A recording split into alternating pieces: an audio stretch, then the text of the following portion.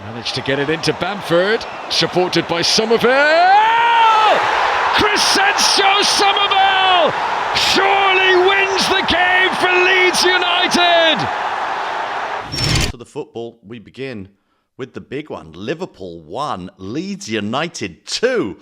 Not quite America winning the World Cup, but an underdog victory for the ages as a listing Leeds United pull into one of English football's proudest ports and pull out a heroic victory that may have just, at least for the time being, saved American manager Jesse Marsch's job. Leeds went ahead in just the 4th minute when Rodrigo pounced on an errant Joe Gomez back pass to slide the ball into an empty net. Mohamed Salah equalised a mere 10 minutes later. And after each side traded punches for the rest of the match, and Leeds goalkeeper Elon Meslier repelled shot after shot. Rotterdam's Spudweb, Crescencio Somerville, drove into the heart. Believe me, like everybody else, I checked if he was English or American. He drove into the heart of the Liverpool defence, poked a quick release strike past Alisson to win it for the visitors in the dying embers. What a game of football this was, particularly if you have a soft spot for a certain American manager, Rog. That was incredible.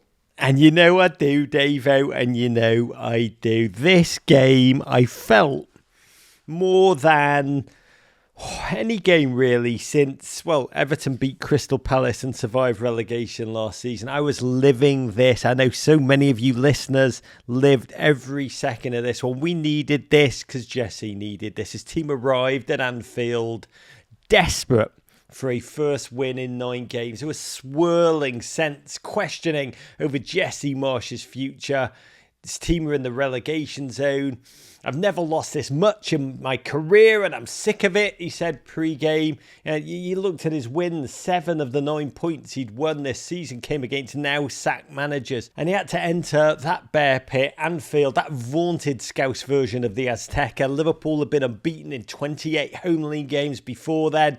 They'll never get a win at Anfield was the consensus. I mean, just an overbearing consensus.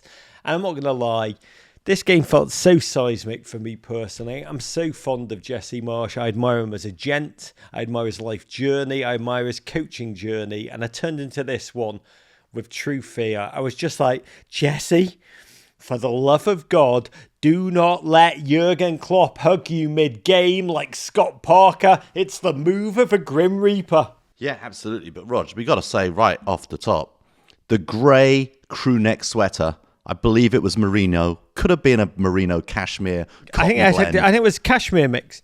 Oh wow, that was a really smart choice for this big game.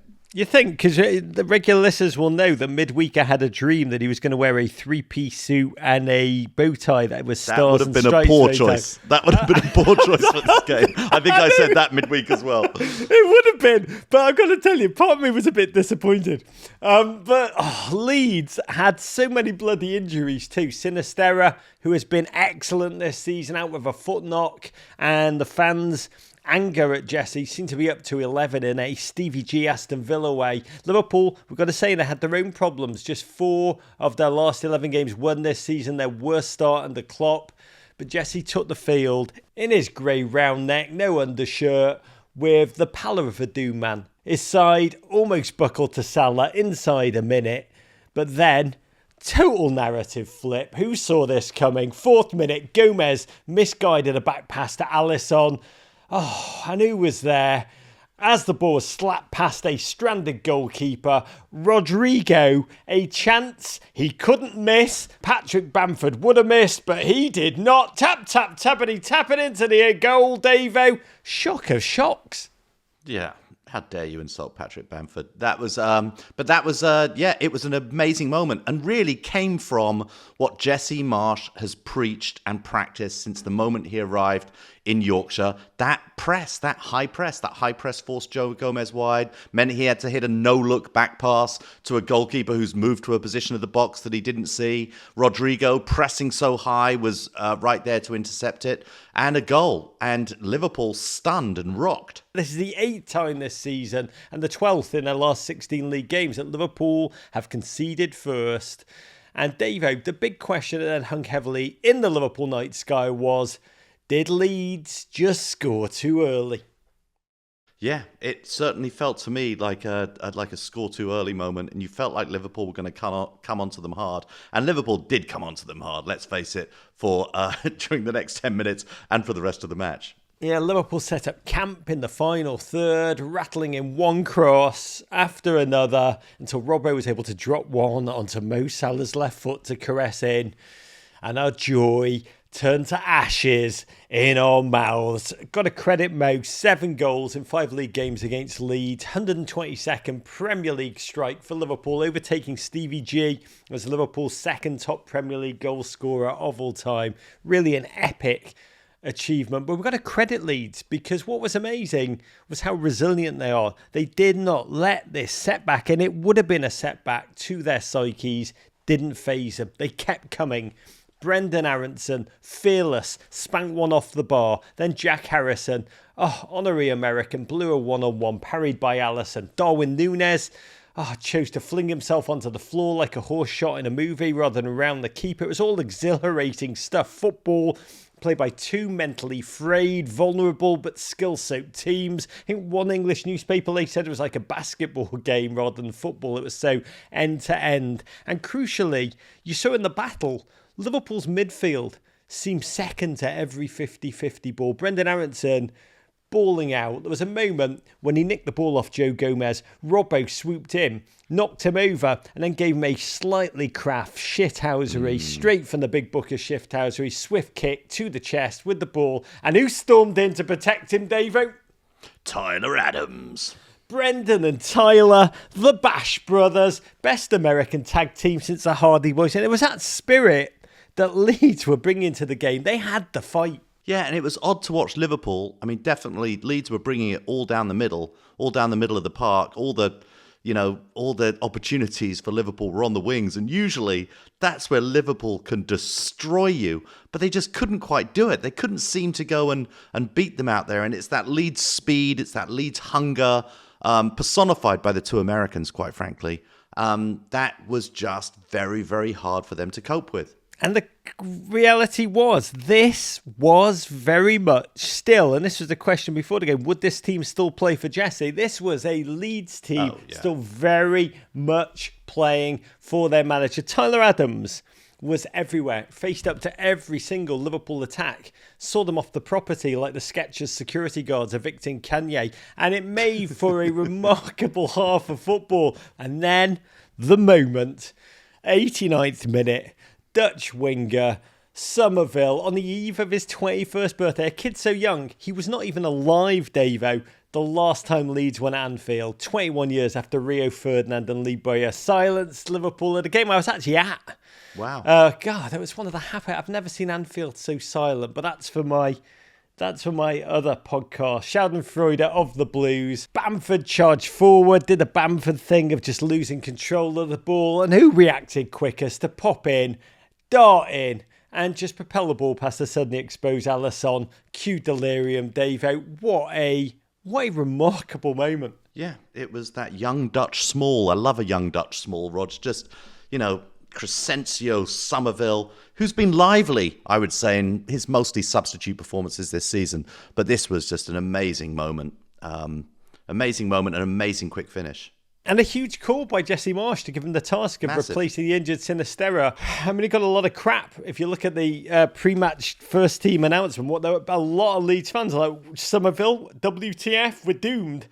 And there was Jesse on the sideline, finally letting it all out, doing a kind of air guitar thing before delivering the coup de grace, kill punch, and man, you could just see that all game he was trying so hard to keep it all in.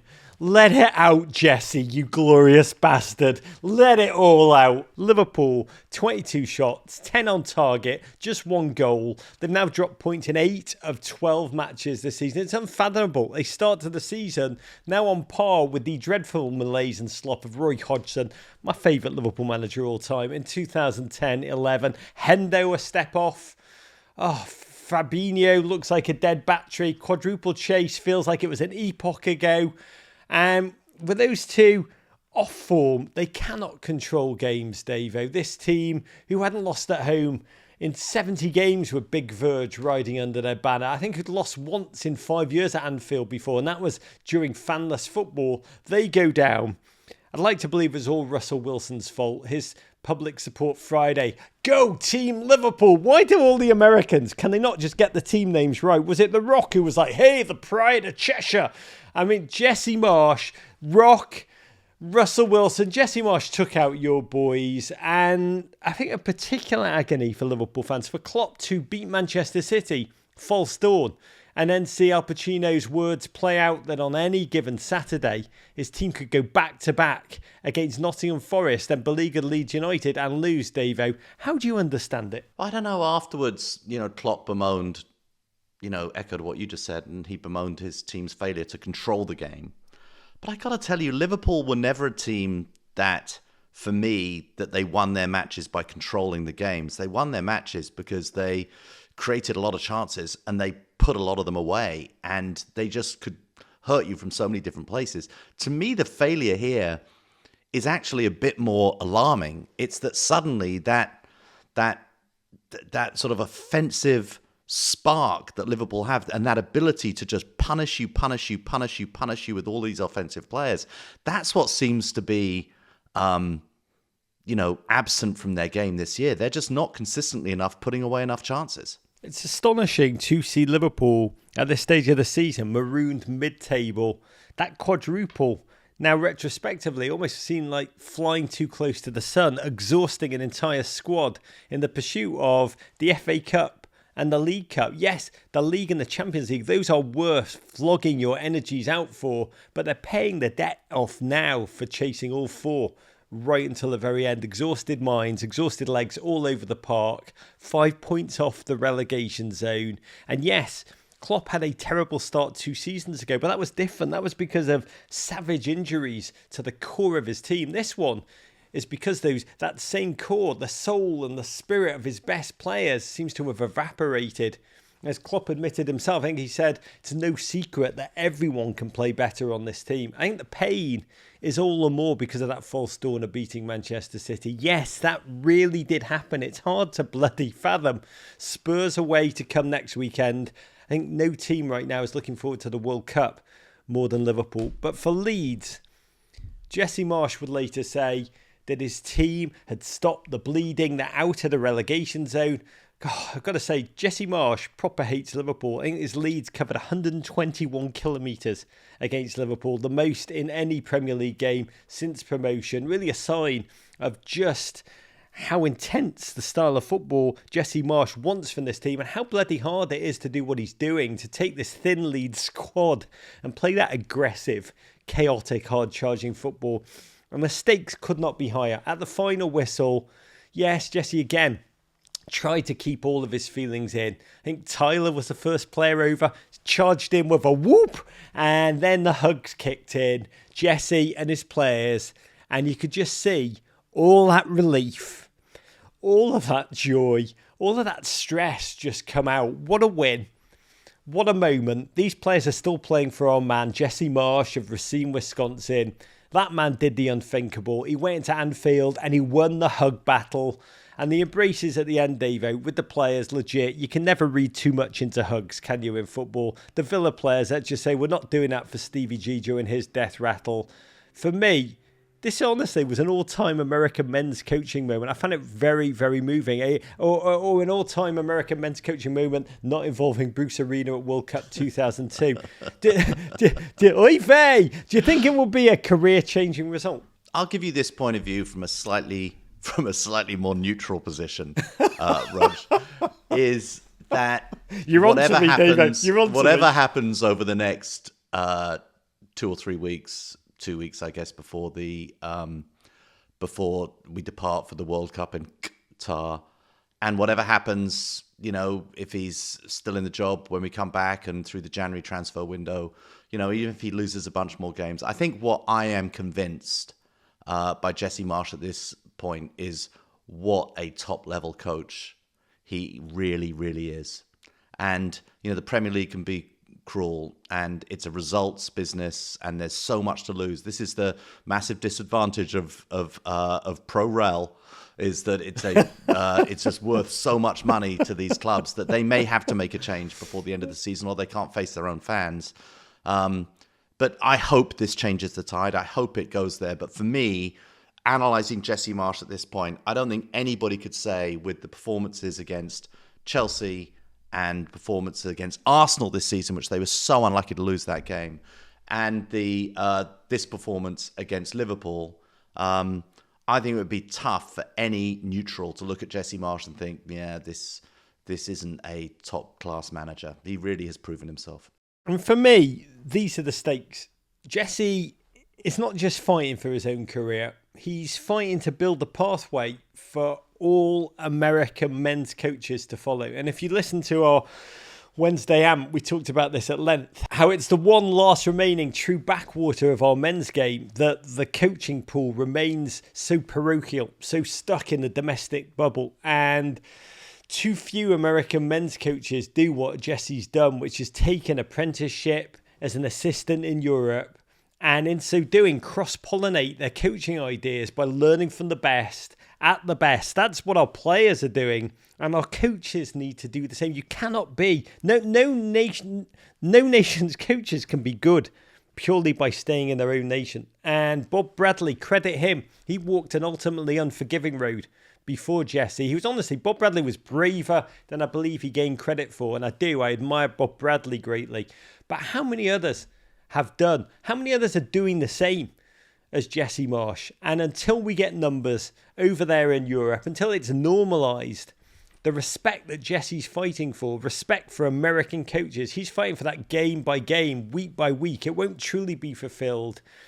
And your point is right, David. This was a win, but there are so many battles still lying ahead. I think Tottenham, Manchester City and Newcastle are 3 of the next 4 opponents for Jesse Marsch either side of the World Cup. There's many mountains left to climb. But Jesse now knows he can attack those peaks. And on this day, his team, who, as you say, have played so bloody well at times in defeat, like the Arsenal game, they got their reward. And it was humanly magnificent to witness. On Wisconsin. Listen to the full version of this podcast and all our podcasts wherever you get your pods. But first, subscribe here for more Men in Blazers videos and courage.